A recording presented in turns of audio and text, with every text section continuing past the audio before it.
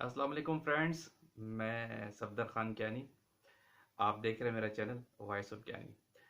Channel पे आप new है, चैनल को लाजमी सब्सक्राइब कीजिए और बेल आइकन को भी क्लिक कीजिए ताकि तमाम वीडियोस का नोटिफिकेशन आपको मिलता रहे। फ्रेंड्स, आज फार्मास्यूटिकल की लेबॉर्ट्री में जाएंगे, थोड़ा टेक्निकली डिस्कशन चलेगी। आज हम फिर HPLC के इंस्ट्रूमेंट पे जाएंगे। उसके ऑपरेशंस के हवाले से 4 से 5 बातें डिस्कस करेंगे।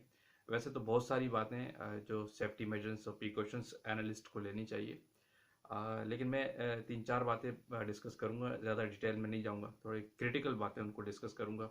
वैसे भी आज मेरी तबीयत ठीक नहीं है, मैं फीवर और फ्लू के साथ हूँ, लेकिन ज़ाहिर है वीडियो तो बनाना मेरा मेरा जॉब है, मेरा ऑब्जेक्टिव है, मेरा पर्पज़ है। उससे मैं पीछे नहीं हटता। मैं किसी भी काम में कंसिस्टेंसी लाजमी रखता हूँ। तो ये है कि आज थोड़ी सी बातें करेंगे इंशाल्लाह। एक शॉर्ट वीडियो है, तो वीडियो को शेयर करें, लाइक भी करें इंशाल्लाह। तो चलते हैं वीडियो के कुछ HPLC के ऑपरेशंस के हवाले से जो नॉर्मली एनालिस्ट मिस्टेक करता है। लेकिन जब भी कोई एनालिस्ट जो लेबॉर्ट्री का होता है, HPLC ज़ाहिर है आपको पता है क्रिटिकल इंस्ट्रूमेंट है, इसमें बड़े टेक्निकल पॉइंट सामने आते हैं और बड़ी ट्रबल शूटिंग सामने आती है। तो जब भी कोई एनालिस्ट HPLC को ऑपरेट करे तो उसमें बेस्ट प्रैक्टिसेस का लाजमी ख्याल करे। जो वर्स्ट प्रैक्टिसेस देखी गई है मैं उसको डिस्कस करूंगा ताकि उसके बिहाफ पे बेस्ट प्रैक्टिसेस सामने आ जाए। एनालिस्ट जो नॉर्मली मिस्टेक क्या करते हैं, जो उनका सॉल्वेंट्स होते हैं, जिनके अंदर जो HPLC की बॉटल्स होती है सॉल्वेंट्स की, मोबाइल फेस की, वॉशिंग की, उसको नॉर्मली क्या करते हैं कि HPLC के ऊपर या किसी भी प्लेस पे ऐसे ही रखते थे। एक तो वो लेबल नहीं होती, जो गलत प्रैक्टिस है, क्योंकि आप जो भी सॉल्वेंट बनाते हैं उसको लेबल होना चाहिए, उस पर डेट लिखी होनी चाहिए, उस पर एक्सपायरी लिखी होनी चाहिए उस बोतल के ऊपर। विदाउट लेबल बोतल नहीं होनी चाहिए, नंबर 1, ठीक है। और उस जो सॉल्वेंट है उसका रिकॉर्ड कीपिंग आपके पास मस्ट होना चाहिए, ये बेस्ट प्रैक्टिस है, ठीक है। और नंबर 2, वो जो सॉल्वेंट जो है वो आप किसी भी प्लेस पे ऐसे नहीं रखेंगे। नॉर्मली अक्सर जो बेस्ट प्रैक्टिस का जो लोग फेलियर करते हैं, जो मिस्टेक्स करते हैं, उसको क्या उस टेबल पर रख देंगे या इंस्ट्रूमेंट के ऊपर भी ऐसे रख देंगे।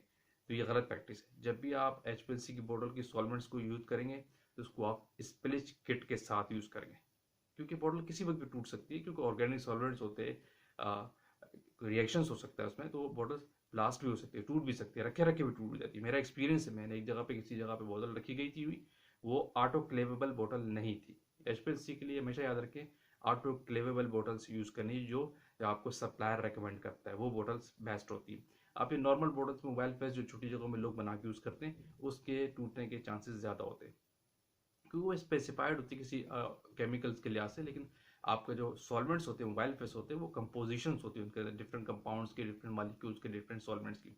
तो उनका रिएक्शन, उनका इम्पैक्ट कुछ और होता है उस बॉटल के अंदर, तो उसके टूटने के चांसेस ज़्यादा होते हैं। मैं एक जगह पे था ऐसे, मैंने बॉटल बना के रखी थी जब मैं कैरियर के स्टार्ट पे था, तो वो बॉटल जब सुबह देखी तो वो टूटी पड़ी थी, सारा सॉल्वेंट गिर चुका था। तो इस तरह भी होता है, इसलिए रेकमेंडेड ये है कि ऑटोक्लेवेबल बॉटल चाहिए। अच्छा, मैं कह रहा था कि उसको हमेशा स्पिलिच किट के अंदर रखे, कभी भी इस तरह नहीं करे, क्योंकि बॉटल स्पॉइल हो सकती है, गिर सकती है, किसी का हाथ लग सकता है। तो खाली नहीं रखनी चाहिए, इससे अगर इंस्ट्रूमेंट पे गिर जाए, इंस्ट्रूमेंट के पार्ट्स को इफेक्ट करेगा, अंदर चला गया सॉल्वेंट्स, बोर्ड वोर्ड पे चला गया, आपके डॉक्यूमेंट खराब हो सकते हैं, आपके एरिया खराब हो सकता है, ठीक है। नंबर 1 बात ये।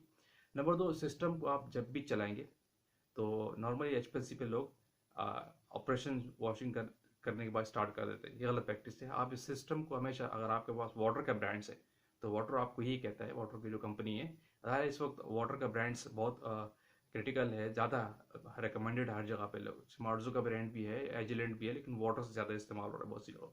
तो उसमें रिकमेंड ये है कि इंस्ट्रूमेंट को आप चलाने से पहले उसको प्रैप करें। प्रैप एक सिस्टम है इंस्ट्रूमेंट की तरफ से, फाइल बनी होती है, इसमें आपके अंदर सिस्टम में ऑटोमेटिक डिगेस हो जाता है, एयर्स निकल जाती है, बबल्स निकल जाती है। प्रेप के लिए आपको सिस्टम के अंदर कॉलम नहीं लगाया जाता है, यूनियन लगाया जाता है।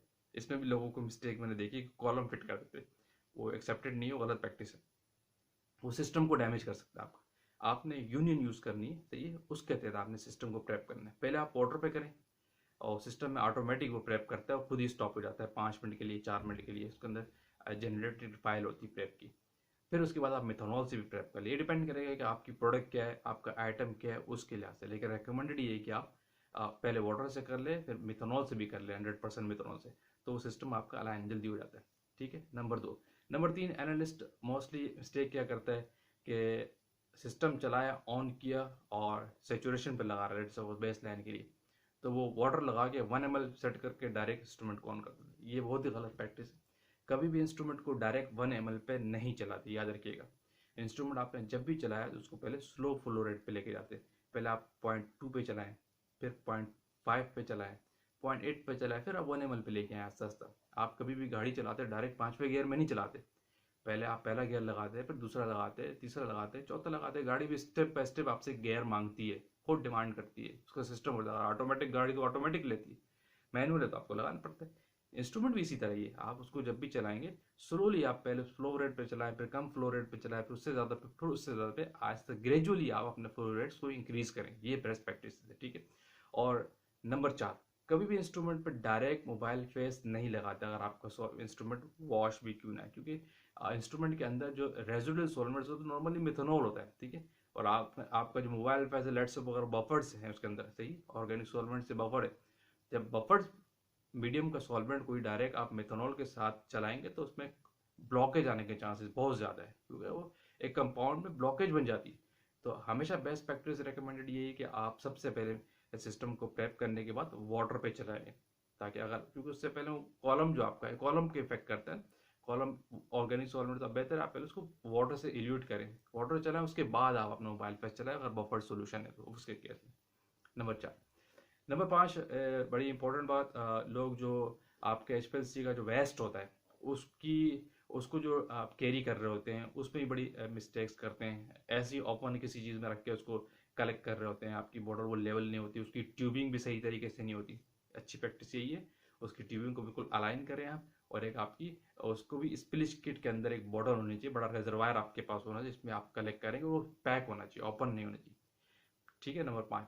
नंबर 6, कि उस सॉल्वेंट को जो रेजिडुअल आपका वेस्टेज है उसको कभी भी जाके डायरेक्ट सिंक पे आपने डिस्ट्रॉय नहीं करना है, वहाँ पे आपने फेंकना नहीं है। ये कर देते हैं अक्सर लोग, गलत प्रैक्टिस, ये गलत है।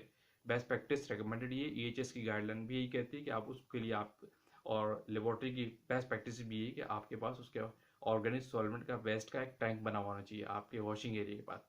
तो आप उसको जाके ऑर्गेनिक वेस्ट जो सॉल्वेंट है उसको ऑर्गेनिक वेस्ट के अंदर आप डालेंगे, जो बाद में इंसिनरेट होता है, और आप सर्टिफिकेशन लेते हैं किसी भी थर्ड पार्टी से या सर्टिफिकेशन बॉडी से, जब सर्टिफिकेशन लेते हैं। ये अच्छा तरीका, ये प्रैक्टिस है और यही स्टैंडर्ड तरीका है। आप उसको सिंक पे कभी भी नहीं फेंकेंगे, और नंबर आप उसको जाके ऑर्गेनिक वेस्ट के सॉल्वेंट के अंदर जाके डालेंगे और फिर उसको इंसिनरेट करवाते हैं। नंबर 6, ठीक है। नंबर 7 जो बड़ी इंपॉर्टेंट चीज़ है, जिस पे बहुत लंबी बात हो सकती है, लेकिन मैं थोड़ी शॉर्ट पॉइंट के वाले से बात करूँगा। डेटा इंटीग्रिटी के हवाले से, ज़ाहिर है डेटा इंटीग्रिटी इतनी इंपॉर्टेंट चीज़ है HPLC के अंदर। जो जब इंटीग्रेशन करते हैं आप सिस्टम चलाने के बाद, अपने क्रोमेटोग्राम को इंटीग्रेशन पे लेके आते हैं, स्टैंडर्ड है आपका सैंपल है। मैं अभी उस प्रैक्टिस पे नहीं आऊँगा कि आपकी प्रैक्टिस क्या है, किस तरह चलाना है, क्योंकि HPLC को फर्दर ऑपरेट के लिए मैं इंस्ट्रूमेंट बनाऊंगा कि सॉफ्टवेयर के साथ आपने किस तरीके चलाना है, क्यों इंटरवल आपके 2 होते हैं, स्टैंडर्ड 5 क्यों होते हैं, उस डिबेट में बाद में जाऊँगा। अभी मैं सिर्फ सिलेक्टेड पॉइंट बता रहा हूँ कि एक ओवर थ्रू हो जाए HPLC के ऊपर, कि आपके किस तरह क्रिटिकल पॉइंट को आपने कंसिडर करना है बिफोर ऑपरेशन।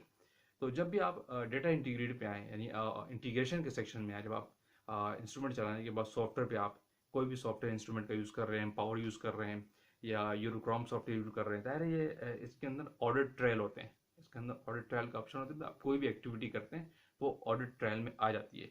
और ऑडिटर जो होता है उसी ऑडिट ट्रायल से आपको ट्रैक करता है, उसी से आपको पता चला था कि आपके काम में कितनी ट्रांसपेरेंसी है और कितनी आप हैकी बेकी करते हैं, ठीक है। तो ऑडिट ट्रायल को हमेशा ख्याल रखें। ऑडिट ट्रायल ऑन होता है, ऑफ भी कर सकते हैं, लेकिन गलत प्रैक्टिस है, ऑफ कभी भी नहीं किया जाता है, ऑडिट ट्रायल हमेशा ऑन रखा जाता है।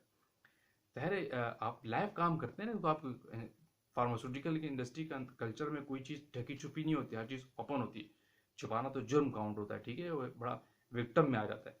तो डेटा इंटीग्रिटी में जब भी आप आए तो आप एडिट के पॉइंट को ख्याल रखते हुए काम करें। कोई भी आपके पास जो फाइलिंग्स वगैरह है, आप किसी क्रोमेटोग्राफ को इंटीग्रेट कर रहे हैं तो आप उसमें एडिट के लिहाज से काम करें, न्यू क्रिएशन न करें। बहुत सी चीज़ें, एक्टिविटीज़ ऐसी होती है जो वन टाइम क्रिएट होती, बार बार क्रिएट नहीं कर सकते। जैसे किसी भी प्रोडक्ट का, आइटम का, किसी भी कंपाउंड का मेथड फाइल है, वो एक बार बनता है। इसमें भी बहुत सी जगहों पे मैंने वर्स्ट प्रैक्टिस देखी है, यानी जब भी आप ऑपरेशन कर रहे हैं नया मेथड फाइल बना देते हैं।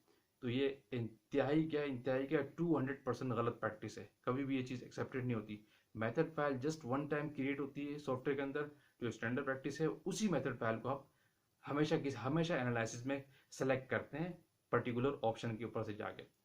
लेकिन सीक्वेंस फाइल्स वो जो है ना, आप जिससे आप बैच फाइल जो चलाते हैं, सीक्वेंस फाइल और बैच फाइल एक ही चीज़ होती है, उसको आप एडिट करके न्यू सेव करते हैं और वो न्यू डेट के साथ आपके साथ सेव हो जाती है। तो कभी भी मेथड फाइल को न्यू क्रिएट नहीं करते हैं, उसको वही सिलेक्ट करते हैं। फिर आप इंटीग्रेशन के अंदर भी जब आप इंटीग्रेशन पीरियड तो न्यू क्रिएशन न करें, जब इंटीग्रेट कर रहे हो क्रोमेटोग्राम को, एडिट के लिहाज से उसको करें, एडिट करके फिर सेव कर दें। तो इससे ऑडिट ट्रायल भी आएगा जो भी आएगा, लेकिन वो एक वेल तरीके भी आएगा, बेस्ट प्रैक्टिस के लिहाज से आएगा। आपने न्यू क्रिएट किया तो इस पर क्वेश्चन उठ सकता है कि बार बार आप क्यों न्यू चीज़ क्रिएट कर रहे हैं, क्या पहले वाली चीज़ सही नहीं थी को। इसलिए क्रिएशंस बहुत सारी चीज़ें सॉफ्टवेयर के अंदर ऐसी होती है जो वन टाइम क्रिएट होती है, उनको बाद में एडिट के लिहाज से क्या कहते हैं अपने ऑपरेशन में लाया जाता है। ठीक है, तो ये चीज़ें बड़ी इंपॉर्टेंट है एचपीएलसी को ऑपरेशन करने के लिए, क्योंकि ऑडिटर इसको बड़ा हाईलाइट करते हैं एचपीएलसी को। ये ऐसा इंस्ट्रूमेंट है, बार बार मेरी इस पर वीडियो आ जाती है अक्सर लिहाज से, और लेबोरेटरी के अंदर बड़ा क्रिटिकल इंस्ट्रूमेंट है। आपकी इंडस्ट्री की बहुत सारी टेस्टिंग जो है इस पर बेस कर रही होती है, और ये रिकमेंडेड है आप क्लासिकल मेथड में ना जाए, इंस्ट्रूमेंटल मेथड पे आए। इंस्ट्रूमेंटल मेथड में HPLC high performance liquid chromatography techniques जो है बड़ी इंपॉर्टेंट टेक्निक्स है। तो वेल एनएस फ्रेंड्स, इसको थोड़ा सा हम क्लोज करते हैं। मैंने 7-8 पॉइंट डिस्कस किए कि एचपीएलसी को ऑपरेट करने के लिए किन किन इंपॉर्टेंट पॉइंट को एनालिस्ट को अपने जहन में रखना चाहिए।